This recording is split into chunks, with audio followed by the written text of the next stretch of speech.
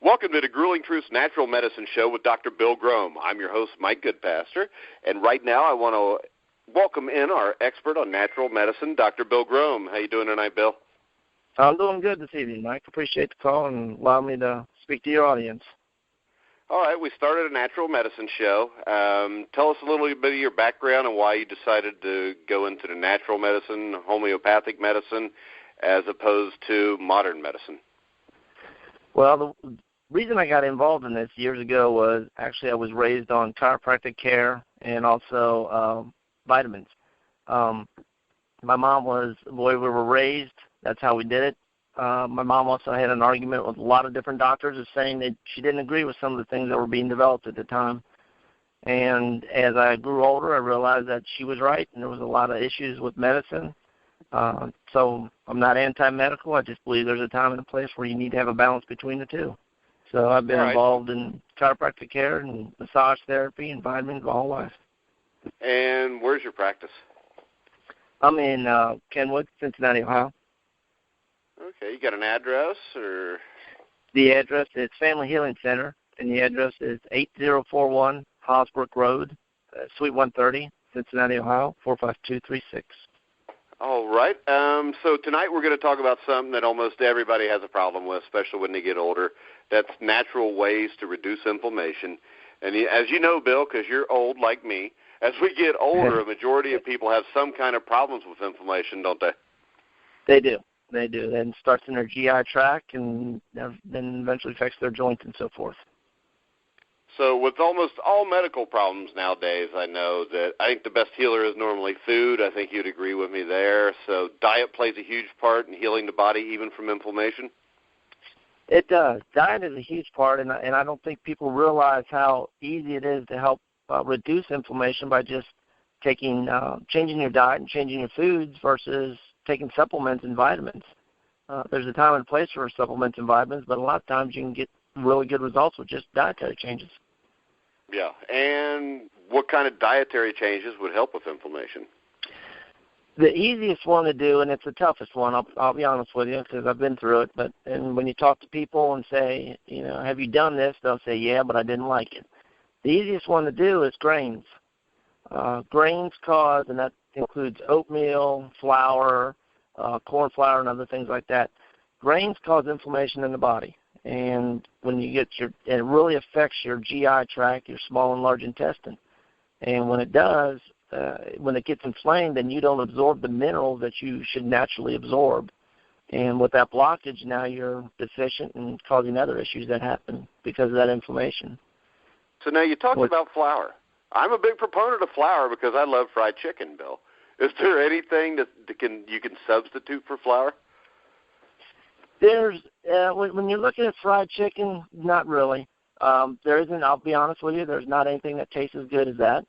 But you do need to look at other alternatives because when you're eating, you got to think what you're ingesting and how you're absorbing things. Now, you can use, the best bet is just really peel the skin off and so forth, and then what you do is, make a boneless, skinless, and add some spices and other things to, look for that flavor. Really, that's what most people are looking for. They just want something that's got good flavor in it. And actually fried chicken, if you actually use lard and making chicken, if you're frying it, it actually will be beneficial to the body. Instead of using other oils. Because most people, when they hear lard, they think that's unhealthy automatically. Right, and that's actually a misnomer. Lard is actually it's a good animal fat, and as far as using it, it works really well. Now, years ago, history-wise, on my parents, we used lard all the time, and then they got into vegetable oil and everything because that's what, the health field came out and said, we need to use that because how it affects the body, and animal fat's not good for you. And actually it was misleading. Animal fat is actually really a good source of nutrition for the body. Okay, now also I know you talk about omega-6 and omega-3 oils. Do you want to tell people the differences and which one's better? Or? Yeah. Your omega-6s, those are vegetable oils. That's the big one. And really what it does, when it goes into the body, your body actually breaks down an omega-6 into two parts, and the end result is a inflammatory aspect and a anti-inflammatory aspect. But really what you want is more anti-inflammatories in your body. So if you cut out the omega-6s, which are in vegetable oils and so forth, then what you do is you're isolating things down to just an anti-inflammatory in your body. And grains actually will fit into that aspect too, because when you eat a grain, it works in that same flow chart, if you're thinking about it, as end result. And it creates your inflammation in the body. The other part is the omega-3s, which, you're looking at more like flax seeds, fish oils, and so forth. What that actually does is the end result of that is an anti-inflammatory, which is what you want. That's why more and more doctors and more nutritionists say, look at your omega-3s and so forth for the body instead of the vegetable. So to sum it up, stay away from omega-6s and and go to the omega-3s. Yeah, it makes a big difference in the body because of what it does to the body. All right, Correct. now what kind of is there anything? There's nothing you can really substitute for the bread. So if you have inflammation, your best bet is to cut out all grains whatsoever. It is. Now there's some grains, and I'm going to use the term loosely on that one. Like brown rice has a less inflammation on the body, and most people can get by with brown rice, and it has a better reaction to the body and doesn't create that inflammatory aspect, which is actually, when you're ingesting it, it will affect things better. You'll do better as far as the GI tract and the inflammation. So brown rice is one that I would allow. So if you like fried chicken with some brown rice flour on it, you could probably get by with that. I didn't even know they made brown rice flour. I know they got brown flour. Like a whole wheat flour. That's no good either? Yeah, whole wheat flour is still a grain. Yeah, well, I figured that. I guess I'm just going to have to find a different doctor to host this show with me. But so what are the best spices or oils that can be used to reduce inflammation outside of the omega-3 oils? The best, well, we'll cover spices first, and then we'll get to the oils. But the best spices that help with digestion is ginger and turmeric. Now, turmeric actually has a dual role in the body. If you take it with food, it works as an anti-inflammatory going through the GI tract and so forth. But if you take turmeric on an empty stomach, it's an anti-inflammatory to the rest of the body because it's an enzyme. So it's better to take the turmeric on an empty stomach? Is it better to just, what do, mix it in water? Or? Yeah, you can mix it in water, but it depends on what you're doing. If you've got inflammation in your joints, what I tell people is put like a quarter teaspoon of turmeric, and just go ahead and put it in some water. Drink it down, and then take some water and rinse it down. Remember, you don't want to rinse it down with something like juice or something because it's an enzyme. And then wait 20 or 30 minutes, and then you can go ahead and eat. Okay. What about any other oils other than the omega-3s? The omega-3, the oil-wise, what you're looking at is like coconut oil, olive oil, flaxseed oil is a good one. Butter's actually good for you. Most people don't realize that. Almond butter, almond oil, those are all really good oils that help reduce inflammation in the body. And one of the fun ones that most patients don't realize is how much like dark chocolate helps. Yeah. And so what I tell people is, and I don't know, some people are a fan of them or not, but if you take a little bit of coconut oil with a piece of dark chocolate, it's a great little snack. It's a good oil. It's good anti-inflammatory in the body, but it's most people when they're looking for something sweet. And there was a study done on anti-inflammatory, on dark chocolates as far as anti-inflammatories.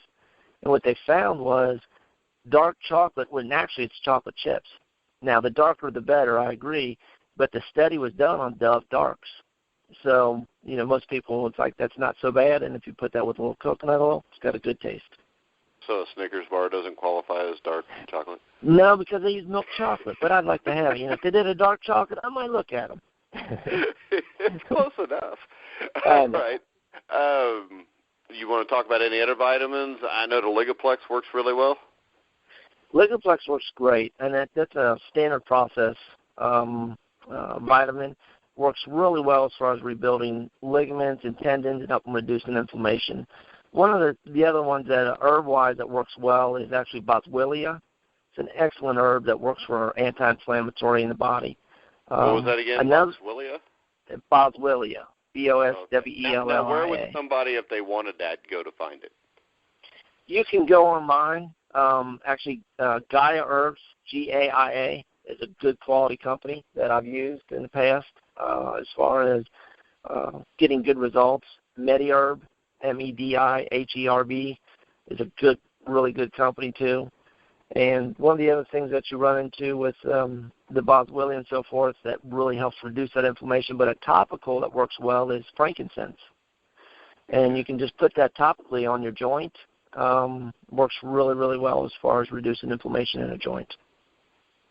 All right. Well, is there anything else we need to add to this about the inflammation? Are we missing anything? Or? Well, it is.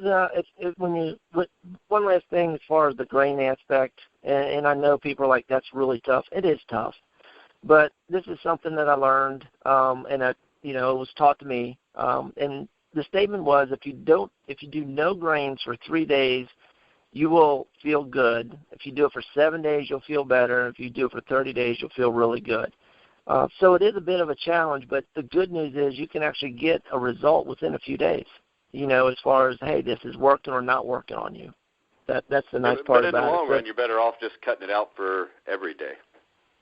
Right, but what usually happens is when someone doesn't, say, for a week, then when they go back on the grains, they're like, you know what, this really does bother me, and they notice the difference. And so they realize they need to make a change.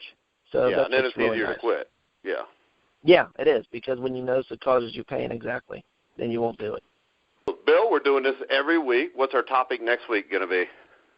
Well, next week I think it'd be good that, once you make a dietary change, you need to absorb your minerals. So we'll cover the information as far as digestive enzymes that you may need for your stomach to absorb things better, and issues involved with proper facilitation of the GI tract. All right, and if anybody has any show ideas or anything they want us to talk about, you can go to grillingtruth.net, go up to the top where you see Health and Life, click that, and all of our health shows will come up there, and you can actually leave a comment. If you want to leave a comment for the doctor or myself with a suggestion on what show we want to do next, go ahead and feel free to do that, and if you suggest it, we'll end up doing it. All right, that sounds good, Mike. You got any final words for everybody, Bill? No, guys, just, keep working on yourself and making changes and look for results. If you're not getting a result, then, start asking more questions, because obviously there's something you're missing. All right, so remember, grillingtruth.net. You can also check out the Grilling Truth Facebook page. We're on iTunes, Spreaker, Stitcher, and about 10 others. So until next week, for Dr. Bill Grome, I'm Mike Goodpasser. You've been listening to the Grueling Truth, where I guess tonight, instead of the legend speak, the doctor speaks. We'll see you next time. All right, thanks.